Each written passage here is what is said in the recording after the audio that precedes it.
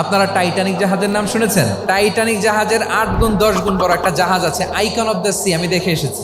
Royal Caribbean দেখে এসেছি। সাগরের সামনে জেটিতে যখন দাঁড়ালাম, জাহাজটা যখন যায়, আমার মনে হচ্ছে একটা শহর, পুরো একটা শহর মনে হয় পানির উপর দিয়ে ভেসে যাচ্ছে। পড়েন সুবহানাল্লাহ। এই যে আইকন অফ দ্য সি, এই জাহাজটা, এটার ভেতরে স্টেডিয়াম আছে, সুইমিং পুল আছে, রেস্টুরেন্ট আছে, 3000 4000 রুম বিশিষ্ট, কক্ষ বিশিষ্ট হোটেল আছে। এই সবগুলোর নিয়ে এগুলো চলে সাগরের দোলার মধ্যে, জলোচ্ছ্বাসের মধ্যে। এই সাগরের ভেতরে এই জাহাজগুলোর ভাষায় রাখছে কে?